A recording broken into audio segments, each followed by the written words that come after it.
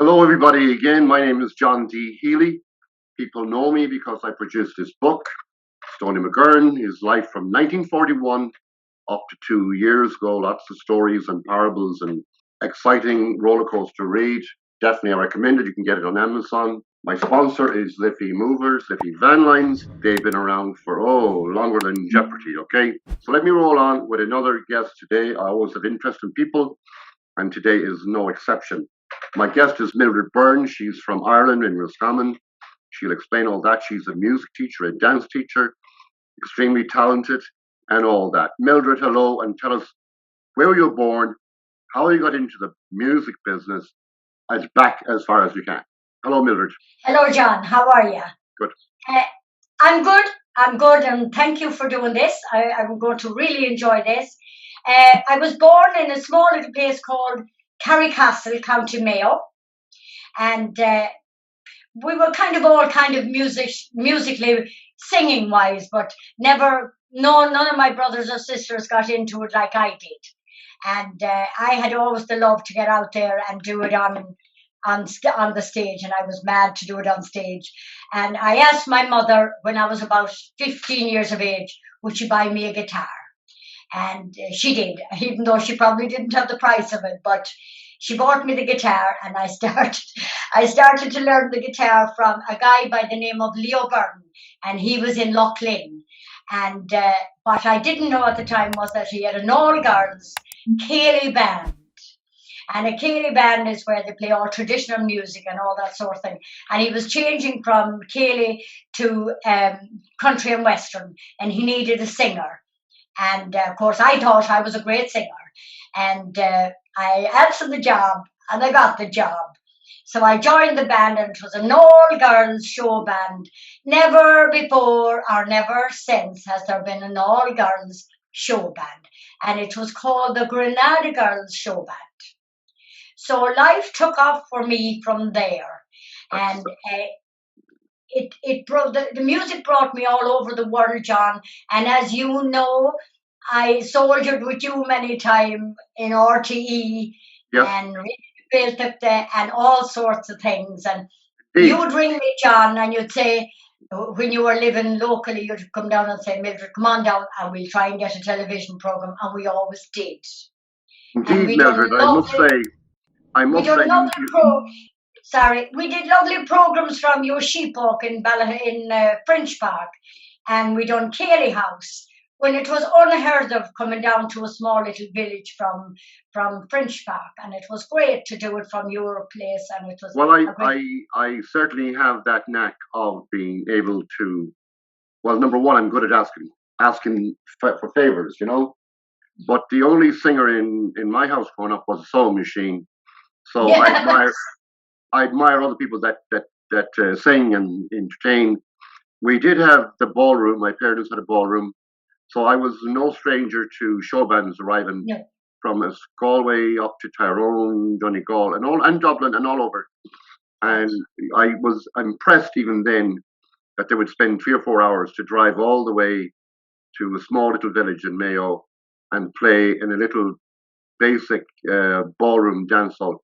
Nothing fancy, No. just a rectangular square building with, well, ladies and gents, just about, and a dry mineral bar, no alcohol served, but I used to smuggle in a little bit. So But you know, John, you saw the enjoyment by you doing that. You saw the enjoyment you and the band brought to the local people. Oh, 100%. Yeah, I think it didn't sound like a big deal, but it was a big deal. Yes. And I look, when I visit Ireland occasionally, and I look at the children and the grandchildren, and I'd say their grandparents met in Glenamoy in the old ballroom, dancing and jiving to the Premier Aces or Brendan Shine, Kathy Durkin, to name but a few, Johnny McAvoy. But getting back to our connection, and when you mentioned that I had you playing in a bar that I owned and lounge and restaurant called the Sheep Walk In, you attempted, and I need to ask you this to clarify for the listeners, you had the biggest or largest, smallest Ceilidh band in the world. And you entered the Guinness Book of Records. Is that we true? had 219 children in the band. And, you know, you were so good to allow all those children in, but I suppose you knew they'd be under control with us, you know. But 219, and we got a live broadcast out of that on the television. RTE came down to Loughlin and did a live broadcast for 15 minutes and interviewed the children and the teachers, and I got each child from each school to speak so that every school was mentioned. Excellent. So it was great. We done it from the convent in Loughlin, which is closed now, John.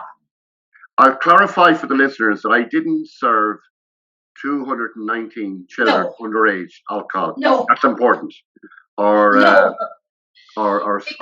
Because even RTE didn't even know I had that, because I said to RTE, I have a few children here. They never said how many until they came out and saw the whole crowd and recorded them. That's Mildred. That's how you and I rolled back in the day, indeed. Now let me see more questions. The Showband era was a great era, lots of fun and all that. Now the teaching you're still teaching, I assume, yeah. Yeah, I am still teaching, thanks be to God, even though that the COVID put a stop to us for 2 years. Oh. But we're back, and we're back doing the set dancing, and we're back doing the line dancing, and I'm back on the radio again doing my little radio program on a Sunday night. Mm-hmm. And we're just back from London with the marching band, you know, the band that you met yes. 2 or 3 years ago in New York. So we're just back from London. Speaking of New York, you were here back when Midwest Radio and many sponsors, including myself when I had Mother Hubbard's Restaurant, we sponsored a large group again. When you and I say a large group, that's a large group. To come to New York and set up in Yonkers for an entire weekend and bring the peat, which is bogland, in containers up to New York. And thanks again to Liffey providing forklifts to unload pallets of wet bog for a competition called the Beat on the Peat. But the entertainment and the music and the nostalgia for Irish Americans, for you and the likes of you to bring Ireland to New York as if we weren't here already. But for that weekend, which was a cultural weekend, that was a great weekend. And I remember you vividly having your dancers dance and dance and dance on the stage and the platforms. And many good friends, like from Killala, like Sean Golden and Sean Hanning. That's right. And many more were here to support, and many, many more, and the fundraising. So let me move on from there. Now, I'm not going to ask you your age, Mildred. No. But Elton John just turned 75 years old. And it's rumored that you taught him how to play the tin whistle. Is that true? Well, if Elton John can be still out there, I can be still out there. Well, Elton John is doing good out there, and he's doing a big. I'm lucky in the sense, John. I have very good health, and I'm out there, and I'm working 5 nights a week, just like I was before the COVID. I know that. And I still teach, and I'm still with the marching band, and I have a picture here that you might like to see. Oh, indeed. It's a picture of a man from Fairymount. Right. He's 105. He's 105 years old. Yes. And he came to see us one day, and there's myself with the marching band, my drums and everything. And he's from outside Fairymount, between Fairymount and Frenchpark. I'm familiar. And look at him. He's as good as ever. Good indeed. For like that, you mentioned a few things there. My listeners, before they start emailing me and asking me questions, I did own the Sheepwalk Bar and Restaurant in Frenchpark. Frenchpark is a town on if you're going from Dublin all the way to the west, and it's probably best known because the first president of Ireland, Douglas Hyde, happens to be buried there. So every time we have a presidential race, meaning there's voting for a new president, all the candidates come to Frenchpark to visit the grave as just part of a tradition.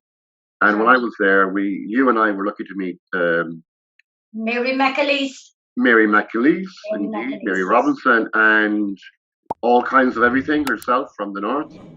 Eurovision winner, of course, That's to right. name but a few. So what else have I for you? And John, the sheepwalk was known far and wide because of the people that would pass coming from Dublin or going up to Dublin. It was known worldwide, and like we put on shows there, Yes. like the time we set off to do the pony and trap trip down to Yes, indeed. Mildred Beirne. Yes, indeed. I remember that very well. The hospice.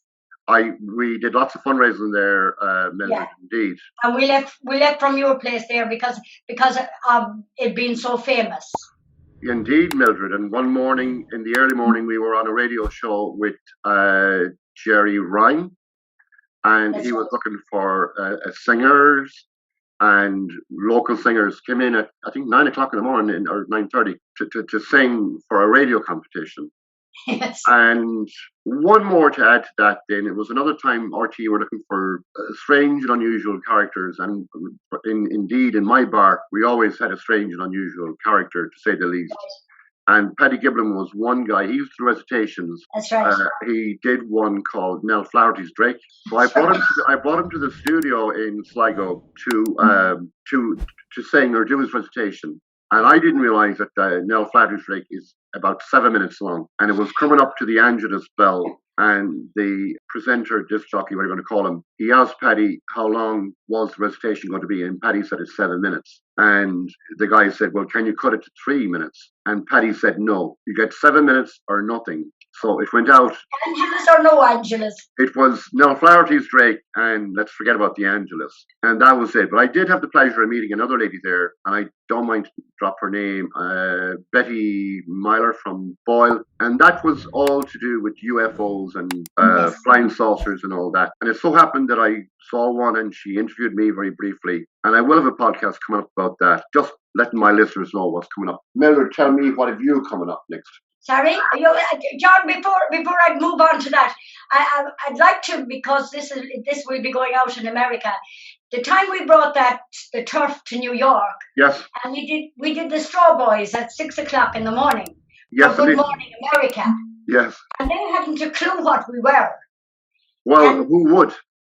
They interviewed us and asked us the story of the Straw Boys. Yes, and of course the Straw Boys was where in Ireland years and years ago, if you weren't invited to a wedding, you got dressed up with all the straw hats, right, and you went to dance and entertain. And right, then eventually then, if you didn't go to the bride's house, she'd be upset, and that's when you'd be invited to come and dance with these straw hats. So that was the origin of the Straw Boys. And Good Morning America was fascinated with that. Well, who wouldn't be? In other words, it was like a way of gate crashing a wedding. You're not invited to show up. Exactly. I know. I'm back dancing, John, five nights a week, thanks be to God. We're back with the band. Paul Claffey, thank God, has started going off out to Portugal and Spain. So we'll be on the trip. And things are really good here, and we're back to normal. Normal. I'm glad to hear that. That's Paul's a good buddy, good friend. I know Paul. And next year, John, we're going to New York next year. Welcome. We should have gone this year, but we're going to New York definitely next year with the marching band. So we'll be in most of the time in New Jersey, and we'll be in New York then for the big parade. Excellent. Well, on behalf of Eric Adams, I'm extending the welcome already prematurely. And let me see before we sign off. Oh, do you have the tin whistle there? Would you like to play a tune for my listeners, and we'll sign off on that? Because we're the week we're in it, Easter week. I'm going to play you Bull of Vogue. Oh, that's beautiful. Thank you, Mildred. And listeners, if you like this interview, hit the like button. It's good to talk. My guest is Mildred Beirne. Always a pleasure. There's always talent on this podcast. It's good to talk. Hit the like button. Thanks for listening.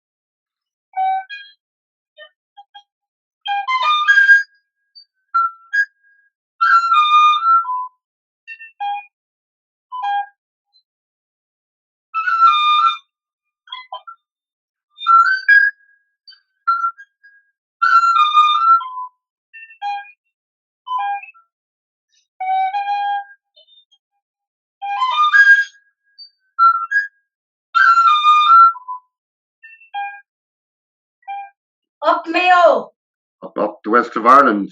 Mildred, thank you very much. That's Bull of Vogue.